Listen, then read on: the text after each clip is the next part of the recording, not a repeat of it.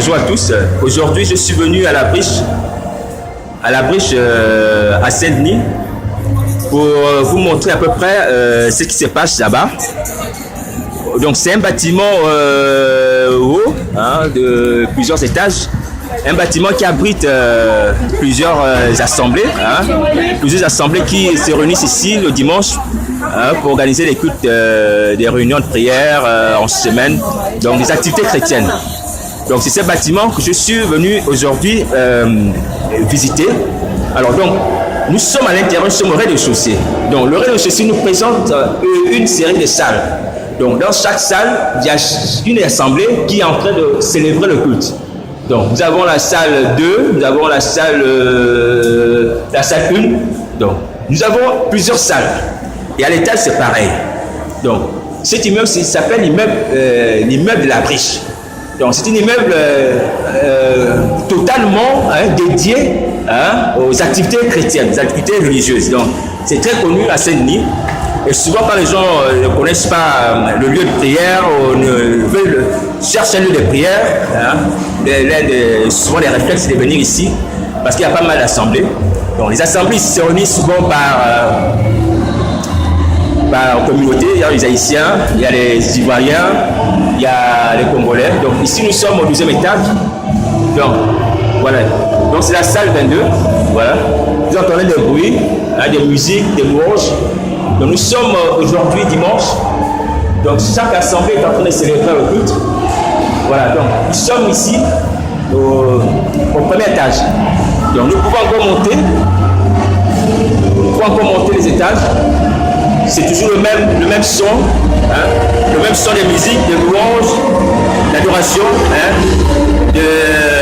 provenant de chaque salle, de chaque assemblée. Voilà. Bonjour les enfants. Voilà. Donc, nous sommes ici. Voilà, au troisième étage. Vous voyez, il y a deux salles qui sont juxtaposées. 32 et 38. Voilà. Donc, ici, nous avons également une assemblée. Voilà. Il y a une femme qui est en train de coucher d'ailleurs. Vous allez la voir de cette femme qui ici, nous avons encore notre salle qui est en fait culte. Voilà. Donc, c'est tout fait ensemble. Les assemblées qui se réunissent ici le dimanche et parfois en semaine. Donc chacun dans sa salle, chacun dans son lieu, et chacun à sa manière, et souvent chacun en général parfois il y a des églises qui utilisent les langues locales, comme les Haïtiens parfois ils prêchent dans leur langue du pays, ou les Congolais parfois en lingala. Voilà, donc nous sommes aujourd'hui à l'immeuble de la Briche. Alors donc, aujourd'hui je suis venu ici, en fait c'était pour nous sensibiliser sur le comportement de l'Église. Le comportement de l'Église qui, à mon sens, pour un enfant de Dieu, lorsqu'on voit ce qui se passe à la Briche ici, on peut quand même s'alarmer. On peut s'alarmer. On peut même être triste, on peut même pleurer. Parce que Jésus-Christ n'a pas conçu, n'a pas bâti l'Église pour qu'elle ressemble à ça. C'est-à-dire un bourdonnement d'abeilles. Chacun joue à sa musique, chacun joue sa partition, chacun joue ses instruments, chacun s'organise à sa manière. Donc, Jésus-Christ n'a pas bâti son Église de cette manière. Il a dit à Pierre, sur toi je bâtirai mon Église, et les portes du séjour des morts ne prévaudront point contre elle. Alors, donc, ici nous sommes dans un immeuble qui reçoit plusieurs assemblées, des chrétiens. Et donc, mais ce qui est scandaleux, ce n'est pas le fait qu'ils se réunissent, c'est le fait qu'ils ne se réunissent pas ensemble. Parce que nous prions tous le même Seigneur. Nous avons tous été baptisés d'un même esprit. Nous avons tous la même Bible. Mais comment se fait-il qu'il y ait des divisions au milieu de nous? Comment se fait-il que nous n'arrivons pas à nous organiser un dimanche comme celui-ci à faire des cultes communs? Parce que c'est le même Dieu, nous devons aussi prier de la même manière. Nous devons aussi l'adorer de la même manière, avec le même esprit. Pourquoi nous n'arrivons pas à le faire? L'Église est divisée. Il y a des gens qui se réclament de la mission évangélique telle, d'autres se réclament du ministère de tel, d'autres se réclament de l'assemblée de tel. Donc chacun a même son nom. Vous voyez? Donc les divisions aujourd'hui minent l'Église. Les divisions aujourd'hui font mal à l'Église. Et le cœur de Jésus-Christ n'est pas content de ces divisions. Le Seigneur Jésus n'est pas content des divisions qui minent l'Église. Parce que la Bible dit, nous avons un seul Seigneur, un seul baptême et une seule foi. Et l'Église est une. Donc, et la Bible souligne que nous sommes unis par le lien de l'esprit. Le lien de l'esprit. Le lien de l'esprit, c'est-à-dire l'esprit, quand on a le même esprit, on a forcément la même façon de comprendre les choses, de raisonner, la même façon de prêcher, la même façon de comprendre la parole de Dieu. Parce qu'un même esprit ne peut pas faire la différence. Un même esprit ne peut pas dire que moi j'ai reçu tel ou tel appel. L'autre dit moi j'ai reçu telle ou telle vision. Un même esprit, même lorsque le Saint-Esprit a dit mettez-moi à part Paul et Barnabas, c'est le Saint-Esprit a parlé au milieu de l'assemblée, devant témoins. Et Paul et Barnabas, lorsqu'ils allaient en mission, à un moment donné, ils sont revenus pour rendre compte de ce que le Seigneur a fait avec eux à l'église de Jérusalem. Et les gens ont loué Dieu. Donc ils n'avaient pas coupé le lien de la paix, le lien de l'esprit avec l'église mère, l'église de Jérusalem où il y avait les apôtres. Alors, et aujourd'hui nous constatons que nous sommes divisés. Nous sommes chacun pour soi. Nous sommes aujourd'hui comme des gens qui se regardent comme des inconnus, ou du moins qui se disent simplement bonjour, parce que nous avons la Bible. Alors que nous sommes une famille. Nous sommes une famille. L'église est une famille. Alors, et Paul avait posé la question aux Corinthiens, parce que les Corinthiens, à un moment donné aussi, avaient commencé à rentrer dans cet égarement, à pouvoir se diviser entre eux, se distinguer.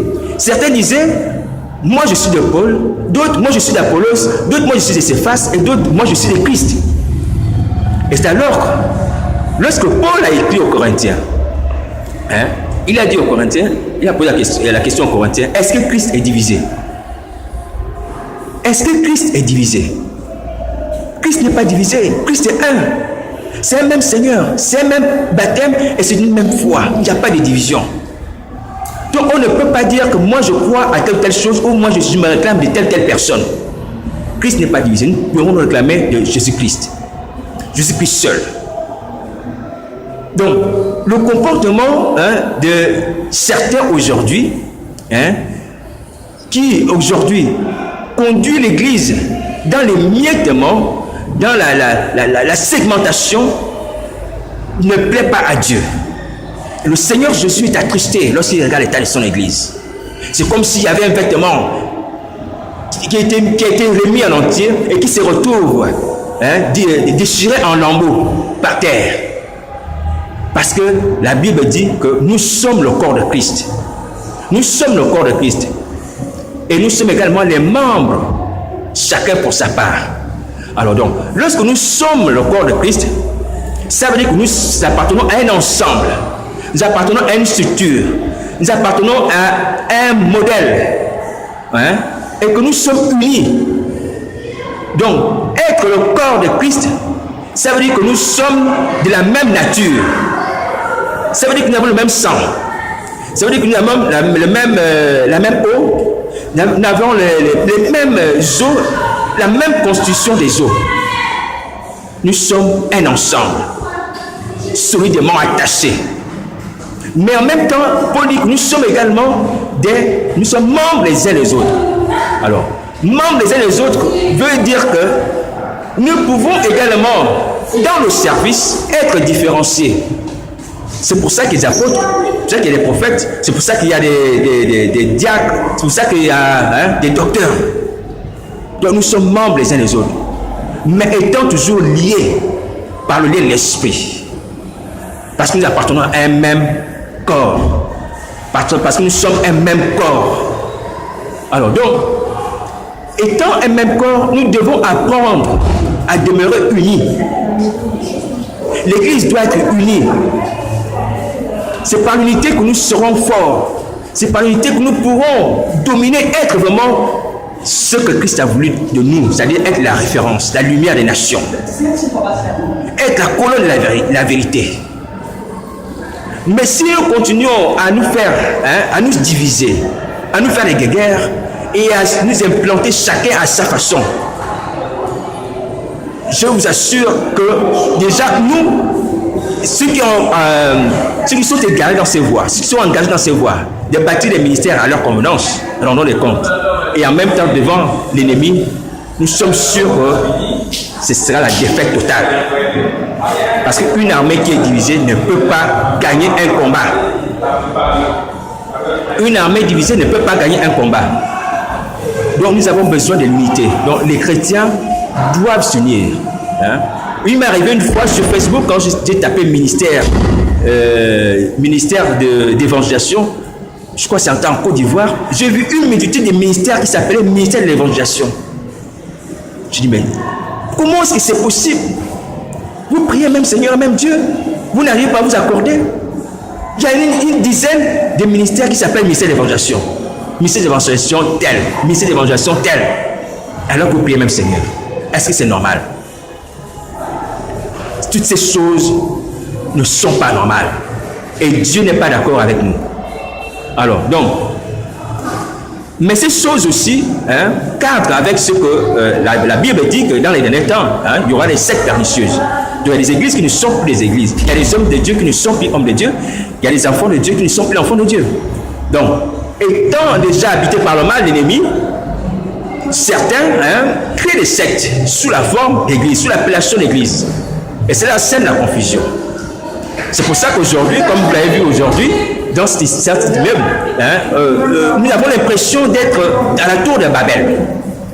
Babel qui a donné le nom à Babylone.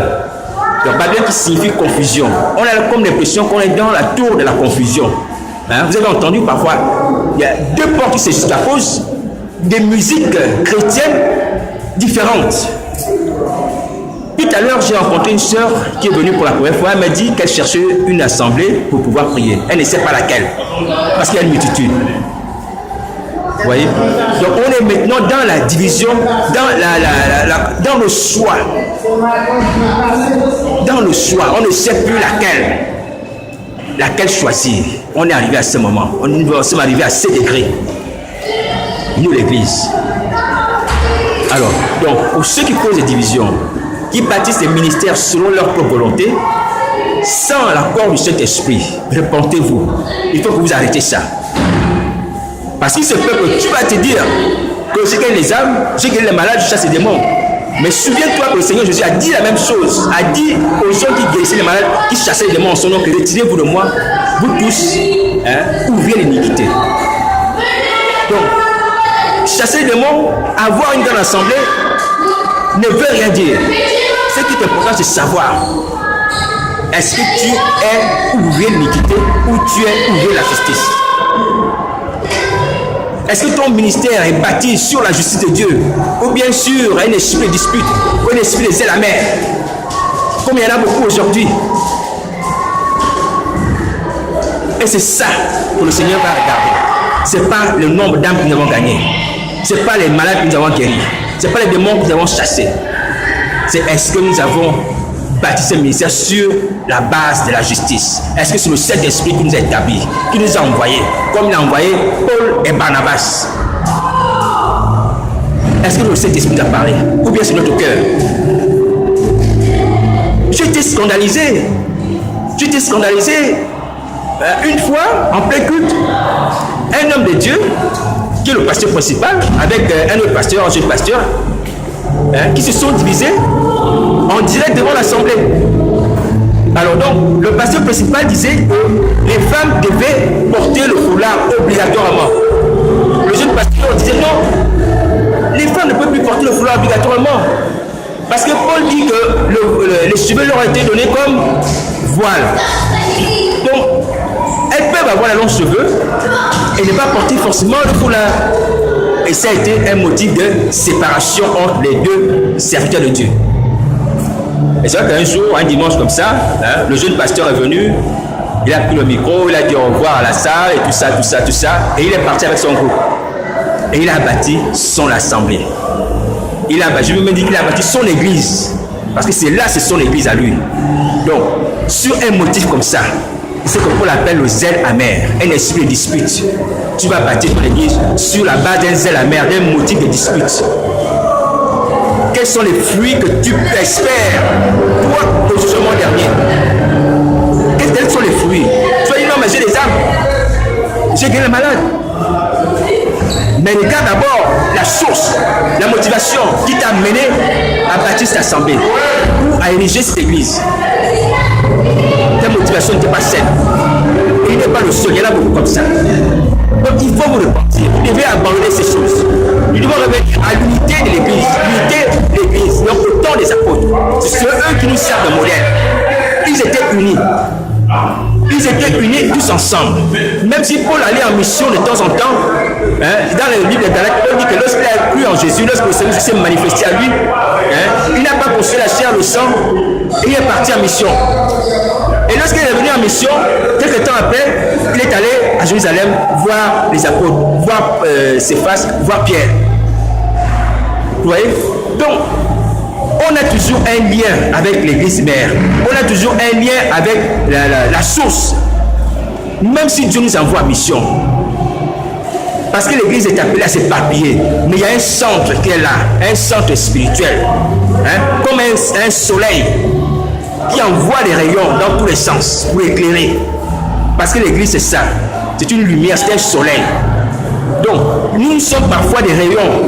Donc, chacun dans son sens, par rapport à une mission que Dieu nous confie, comme pour les Barabbas, comme une autre fois pour les Silas. Mais tout ça, c'est le Seigneur qui fait ça. Mais nous devons toujours garder le lien avec le centre. Le lien avec le centre des apôtres de Jérusalem, dans l'église de Jérusalem. Et c'est à l'église de Jérusalem que même la question sur la circoncision des non-juifs a été débattue. Parce que dans les Actes des Apôtres, chapitre 15, il nous a dit qu'en fait, il y a eu une vive discussion qui est arrivée au sujet des non-juifs. Est-ce qu'il fallait se circoncire ou pas? Donc, Paul avait débattu cette situation avec les chrétiens aussi juifs. Mais après, ils se sont rendus compte que non, il vaut mieux qu'on aille à Jérusalem, vers les anciens, ceux qui ont été avant nous. Ils sont venus à Jérusalem. Donc, l'église s'est réunie. Pierre, Jacques et tout le monde, et ils ont étudié la question par le Saint-Esprit et ensemble, ils ont écrit une lettre. Et c'est avec cette lettre que Paul est allé, c'est là-bas cette lettre que Paul est allé dire à cette assemblée, à ces nouveaux convertis qu'il ne fallait pas qu'ils se circoncisent. Parce que ce qui est important, c'était la circoncision du cœur. Donc, l'observation des commandements de Dieu, la circoncision n'est rien et la circoncision ne vaut rien. Ce qui est important, c'est les commandements de Dieu, l'observation de ces commandements. Alors, donc, les apôtres ont réglé cette situation de façon collective parce qu'ils avaient le même esprit. Nous avons un même esprit, nous avons un seul Seigneur. Pourquoi tant de divisions, frères et sœurs? Pourquoi tant de divisions?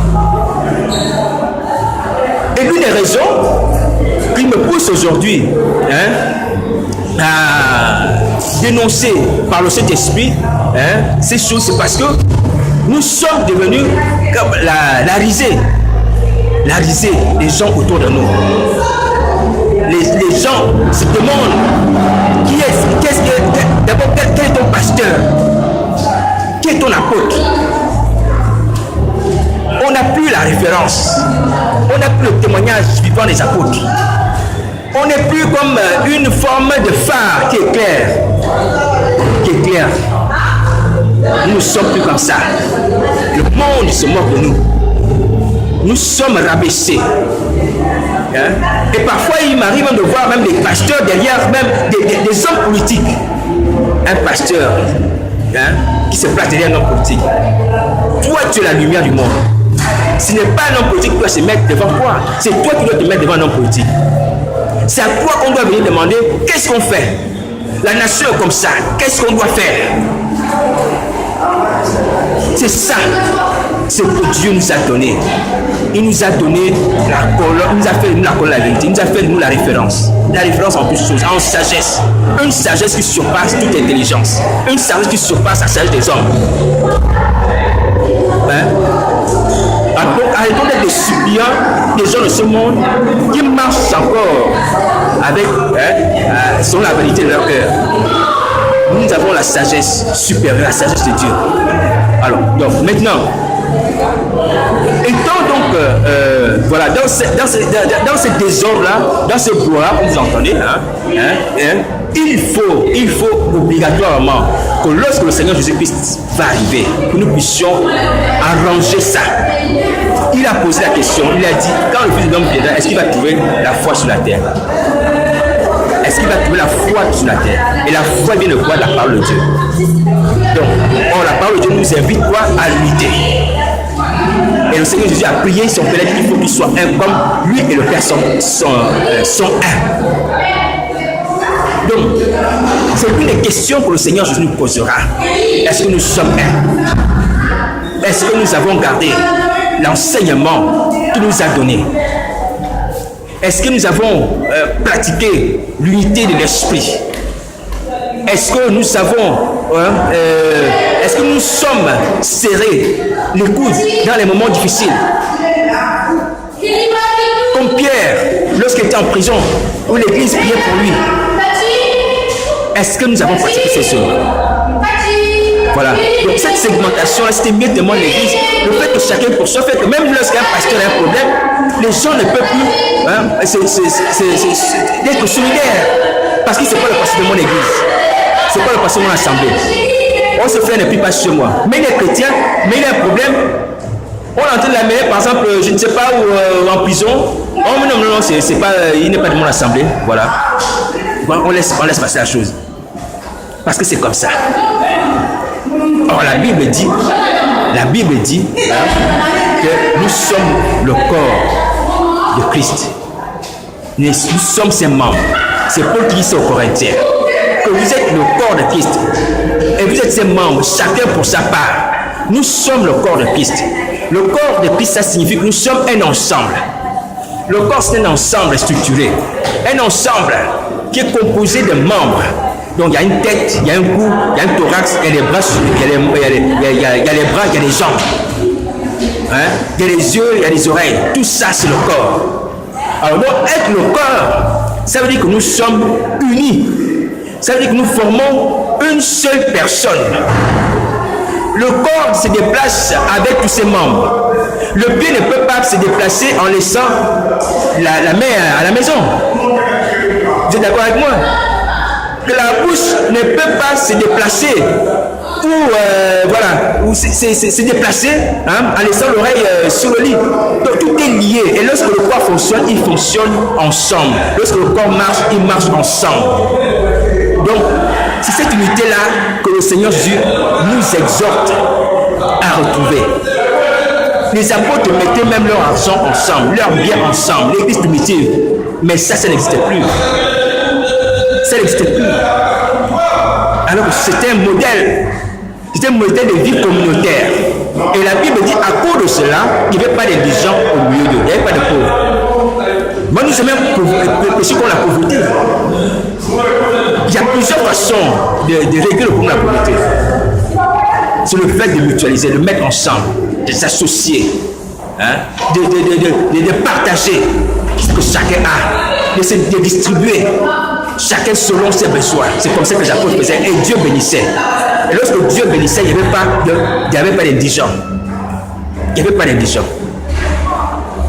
Alléluia. Donc, une parenthèse. Donc, le problème de la pauvreté n'est pas seulement lié au fait que les gens ne s'aiment pas. Et parce qu'ils ne s'aiment pas, ils ne récoltent pas. Donc la loi de la semence de la récolte. Oui, ça peut être ça. Mais la pauvreté peut aussi provenir du fait que nous ne sommes pas solidaires les uns les autres. Et quand quelqu'un a assez bien, ou a un revenu, ou a une voiture, ou a quelque chose comme ça, ou sa maison, il voit un frère qui a le besoin, il ne l'aide pas. et l'église ne peut pas prospérer. Même si tu es pasteur, tu ne peux pas prospérer. Tu as beau crier, dire non, vous ne donnez pas assez de dîmes, des offrandes, parce qu'il y a un problème. Ce n'est pas pour les offrandes, parce que tu es dur, parce que tu es égoïste. Ta voiture, c'est pour toi et tes enfants. Tu n'embarques pas les frères quand tu sors de l'église. Ta maison, c'est pour toi. Tu n'es même pas à disposition des frères qui sont dans la rue. Hein? Même les restes, pas les restes, les excès de ta maison, de tes courses. Qu'est-ce que tu en fais? Tu peux donner aux associations, tu peux donner aux gens qui sont dans la rue, tu peux donner même aux gens de l'église. Parce que tout le monde n'a pas forcément un salaire. Donc, toutes ces choses font en sorte que parfois la pauvreté puisse nous atteindre. Ce n'est pas le fait, parce que ce n'est pas seulement le fait que les gens ne donnent pas assez des offrandes, ne donnent pas assez de dîmes. Non, c'est aussi le fait parce que nous sommes devenus égoïstes. Hein? Nous sommes devenus individualistes, comme le monde. Donc, alors c'était juste une parenthèse. Alors, donc c'est pour dire que nous avons besoin d'être unis. Le Seigneur Jésus veut l'unité de l'Église. Les temps d'aujourd'hui sont les temps de la fin. Satan s'appelle aussi le diable. Le diable signifie le diviseur. Donc, beaucoup l'assemblée aujourd'hui sont l'émanation de Satan, sont l'œuvre du diable. Parce que c'est lui qui vient diviser. Mais lorsque le diable vient diviser, il faut le chasser.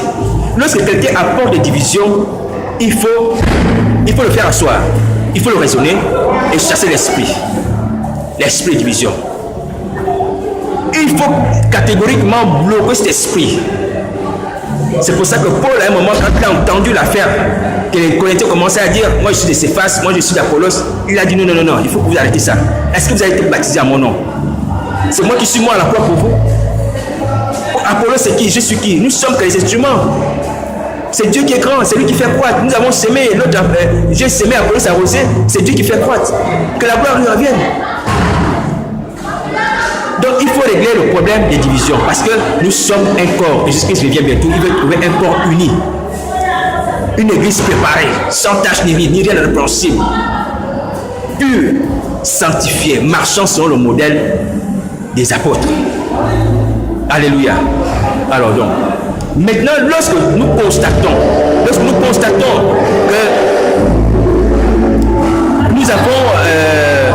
nous avons érigé des ministères. Hein? Nous sommes conscients d'avoir érigé des ministères sur la base du zèle amer, sur la base des disputes, sur la base de mauvaises motivations. Et que même si ces ministères sont prolifiques, et même si ces ministères attirent les gens, même si les dons se manifestent, si tu es conscient, frère, ne t'entête pas, répands-toi, reviens au Seigneur. Renonce à cela. Renonce à cela. Reviens au Seigneur, pas te réconcilier avec les anciens que tu as quittés ou Dieu t'a appelé. Paul avait dit que chacun reste dans l'état où il a été lorsqu'il a été appelé. Et le Seigneur pouvait dire à même l'église là, dans le livre Apocalypse, l'église d'Éphèse, que ce que j'ai compris, c'est parce que tu abandonnes ton premier amour. Tu abandonnes le premier amour. Là où tu as commencé, tu as abandonné. Le ministère où tu as commencé, tu as abandonné. Parce que peut-être dans l'église, tu t'es rendu compte que tu sais aussi prêcher comme les anciens, que tu pouvais imposer les mains et les gens pouvaient tomber. Et tu as pris la tête, tu as pris l'orgueil et tu allais bâtir un ministère. Il faut revenir au premier amour. Il faut revenir au premier appel. Dieu est un Dieu de fidélité. Tu restes là. Reste là où tu as reçu l'appel. Dieu n'est pas un Dieu de division. La Bible dit Dieu n'est pas un Dieu de division, Dieu n'est pas un Dieu de désordre. Donc il faut qu'on arrête ça. Oh, mais soit je me suis bien séparé avec mon père spirituel, tout se passe bien, tout se passe bien, tout se passe bien, tout se passe bien. Oh, mais c'est lui qui m'a établi. Même si ton père spirituel t'a établi, Dieu n'est pas un Dieu de division. Déjà, même quel est le nom de ton assemblée? Est-ce que ton assemblée a le même nom que porte le même nom que l'église où tu as reçu l'appel? Non. Toi, tu as mis ton nom à toi. Toi, tu as mis ton nom à toi. Donc, tu as fait une distinction. C'est une séparation. Donc, il faut renoncer à ces choses. Donc, homme de Dieu, revenez à l'enseignement des apôtres.